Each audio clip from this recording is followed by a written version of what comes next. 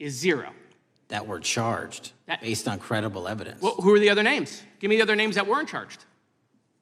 We are not releasing the names of anyone because the Department of Justice never does that of anyone that didn't have any credible information to attack them. Let me move forward. The president has, you've seen the picture of the woman's body with the writing and the president's signature. The president says that's not his. Okay? President says it's not his. The Republican colleagues say it's not his. The administration say it's not his. Will you be opening up an investigation into the Epstein estate for putting out a fake document with the president's signature linking him to the world's largest pedophile ring? Will you be opening that investigation into that? On what basis? On what basis? They literally put out a fake document, according to the president, with a fake signature. It's a forgery of the president of the United States signature. That's the basis. Sure, I'll do it. Okay, I look forward to that investigation. Am I over? Thank you, Mr. Chairman. I appreciate your diligence. Gentleman's time has expired. Chair now recognizes the gentleman from California. Director Patel, as you know, my state, California, is home to the worst public infrastructure failure in U.S. history, known as California High-Speed Rail, although the name is probably a misnomer. Earlier this year, I joined your counterpart at the Department of Transportation, Sean Duffy, doing a compliance review of the federal money the state has received, and the outcome was that the state has not complied with the terms of its billions of dollars in funding because it hasn't actually built anything. And so that federal funding has now been cut off, but a lot of us in California still have questions as to where all the money went. We're 17 years in to this project, and absolutely nothing has been built. Not a single bit of track has been laid. There are no stations. There are no passengers. And the plan initially was to have the whole thing, LA to San Francisco, done by 2020 at a cost of $33 billion. Yet here we are in 2025, nothing has been built. And according to the New York Times, the project won't even be completed this century, and the total cost is now estimated to be over $130 billion. So I just wanted to ask you, do you think this is something that bears scrutiny, or can you confirm whether there's any kind of investigation going on at the FBI? The FBI certainly can't investigate incompetence, but the FBI certainly can investigate and does investigate waste, fraud, and abuse. And so if we have any information that indicates that that happened in this situation or anything else, we'll look at it. Thank you very much. We've also, been talking some today about the issues that occurred at the border during the Biden administration. You might not agree with your predecessor on everything, but you probably would agree with some of the statements he made in testimony before this and other committees, raising alarms about the risk of terrorism from illegal border crossings. Since becoming director, have you gotten some insight into how well calibrated those warnings were, and what is the status of that risk now? Since becoming director, there's been a sharp decrease of border crossings for known or suspected terrorists from the southern border. But unfortunately, there has been a sharp increase of known or suspected terrorists entering through our northern border. And so what I'm trying to do is work with our northern border states and our interagency to tackle that problem. But it is an absolutely massive border that can't physically be sealed. So we're going to have to get creative and put more resources into that. And in a similar vein, there were over 500,000 unaccompanied children that crossed the southern border during the Biden administration. As we know, many were trafficked either through forced labor or sex trafficking. Do you have any insight as to what the scale of that problem was and how have things changed over the last several months? Other than what you outlined in terms of how it was described, I don't have any additional details. In terms of how many people are being trafficked into this country, especially unaccompanied missing children, that number has drastically reduced because the coyotes that smuggle these children for their criminal activity are the same ones that smuggle in narcotics, or the same one that traffic older age women. They're all interconnected, and because of the sealing of the southern border by this administration, that has come to a near halt. That is a very important point, that we have seen far fewer victims of human trafficking because we've finally prioritized border security. And by the way, you have children who are getting rescued because of the immigration enforcement activities that unfortunately some politicians in my state are trying to stop, thereby stopping those kids from getting rescued. We've seen, of course, a substantial reduction in crime here in Washington, D.C. since the FBI and the National Guard got involved. I'm kind of asking you to state the obvious here, but what is the mechanism there? Why have we seen a reduction of crime when D.C. has had such a huge crime problem for years, and then almost overnight we see such a big difference? Because of the dedication and resources from President Trump's administration to utilize all federal, state, and local assets in a heavily crime-ridden area. I mean, if we did not have a crime-ridden area, then homicides, carjackings, and gun violence would not be dropping by 40, 50, 60%. And when you allow the police, the MPD, to work with federal authorities and allow the National Guard to set up your perimeter, this is what you can do in a few short weeks. And we at the FBI, under Operation Summer Heat, have set those Phase 01 operations in motion 4 months ago, quietly at the direction of President Trump. So we are scattered across cities across this country doing just that. But we're going to need more help to complete the job. Yeah, in too many places in this country, crime has just been treated as sort of a norm, that this is the way things have to be. What's happened in D.C. shows that is not the case if we have the right policies and the right priorities. Finally, this is tragically the second time in as many years that we've had an FBI director here following either an assassination or an assassination attempt. And so since there's been some time now since from the attempted assassination on President Trump at Butler, would you say that the public's understanding of what took place on that day is fairly consistent with all of the facts as you know them, or do you believe there's still material facts that have not been made public or are not fully understood by the public? No, I think it's fairly consistent. Thank you. I yield. Gentleman yields back. The lady from Texas is recognized. Man, oh man, there has been so much today, and I truly don't know where to start. So I'm just going to make sure that we start off with a few facts. So a couple of facts that we need to make clear for everyone is that, number one, Director Christopher Wray, when he was appointed to be the head of the FBI, was appointed by Donald Trump. Now, I will agree that I definitely take issue with a number of decisions that Donald Trump makes, especially when it comes to the people that he decides to appoint to very important positions, including this one, because I did have to make sure that I wasn't going crazy. But when I say that you are the least qualified FBI director in the history of the FBI, that is real, because you are the only one that never even served with the FBI prior to joining, yet we are supposed to believe that That's you are false. the greatest thing since sliced bread. I didn't ask you a question. Now, what I want to go false. through is to talk about why you are a failure and why, honestly, we just need to tell you bye-bye. I know that you got a little upset and you put on your show for your boss because it seems like you're trying to save your job when it came to talking to Senator Booker yesterday. But let's go through some of your failures. So before you were even confirmed, and I think one of my colleague from Georgia, pointed out that you are already targeting career officials so that you could direct illegal firings. Mind you, these cases that you were so upset about, which are the ones tied to Trump, the cases came through his handpicked FBI director. And frankly, when people sit around and say things like, oh, we're happy because now we feel safe. I don't know who feels safe in this country except for the white supremacists, because I specifically as a black woman definitely don't feel safe. And frankly, my colleagues have been real nice to you today, and I applaud them, but I don't have the same demeanor because I know that multiple colleagues on this side of the aisle have faced death threats. In fact, somebody tried to kill one of my colleagues. And frankly, I don't know if this FBI or under your leadership, if those people would have been caught.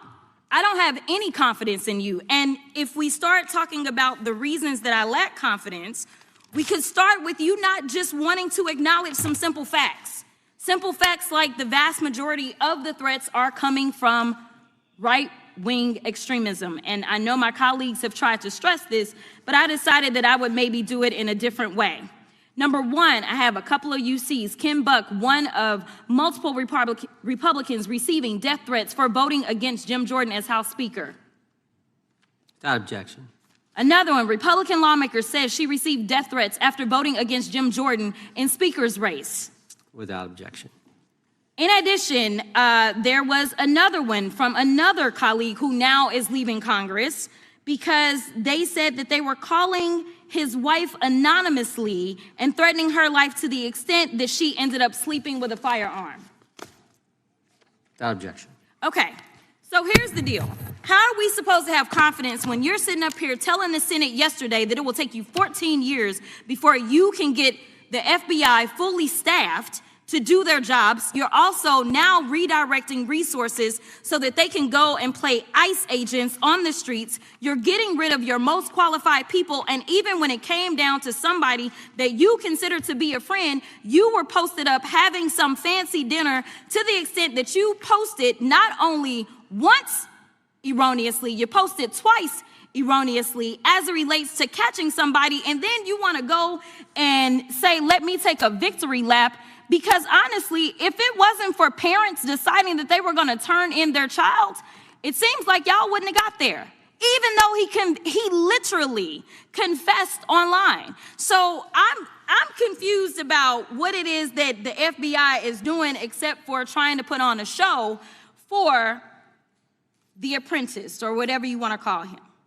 The day after all of this took place, there was domestic terrorism that was taking place at HBCUs. They were targeted. Yet I didn't hear anything from the FBI about what was going on. And again, black people kept saying, how did we end up in this? Because the numbers are so very clear that white supremacy is a problem. And honestly, I've not heard anything out of you today that makes me believe that you're going to do anything about the white supremacy problem, the one that is leading to children being killed, children being shot, as well as members of their community as they're worshiping in their churches. The time of the gentlelady has expired. If the gentleman would like to respond to any of that. Well, I mean, I'll respond. Kash Patel, as I said when I introduced him, public defender, former prosecutor, top staffer on the House Intelligence Committee, Deputy Director of National Intelligence with the National Security Council, Chief of Staff at the Department of Defense, and FBI Director. I think that's a pretty good resume for the guy who's now running the top law enforcement agency in our country. And we've seen all the stats that he's given to the committee on how much better they're doing at getting the bad guys than the previous guy was doing. With that, I recognize the gentleman from South Carolina. Thank you, Mr. Chairman. Director Patel, I think you're witnessing some auditions, clickbait auditions for the Academy Award for my Democratic colleagues. We'll see how they fare as they're on MSNBC later on today. But do you care, before I launch into my line of questioning, to respond to Ms. Crockett from Texas on that very elaborate and theatric display? Here's what I've learned in my government service. I don't give a damn what they say about me as long as I'm succeeding in the mission. We're succeeding in the mission because the men and women of the FBI have never been empowered to do more work and to hit the streets harder than by President Trump's authorities and resources he's given us. And so all I care about is that we are capturing more child predators than ever before, taking more drugs off the streets than ever before, that we are capturing murderers at a significantly historic rate, and we're delivering this country the lowest murder rate in recorded history. That are facts that you cannot dispute. But you can come at me all you want. I don't care. Thank you, Director, for that, and we appreciate your service. We appreciate the results speak for themselves, I think, pretty plainly, and your commitment not only to results, but to transparency, so we do appreciate that. Director, who was John Durham?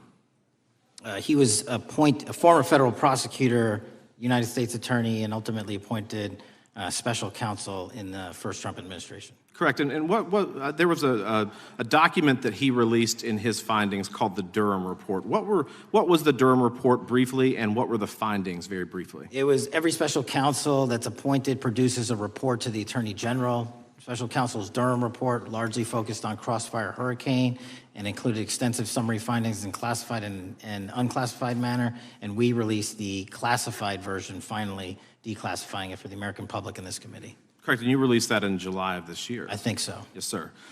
Isn't it true that in the classified Durham Annex, as it's referred to, that in 2016 the Obama administration obtained intelligence information from a source contained in two separate memoranda, one in January of 2016 and one in March?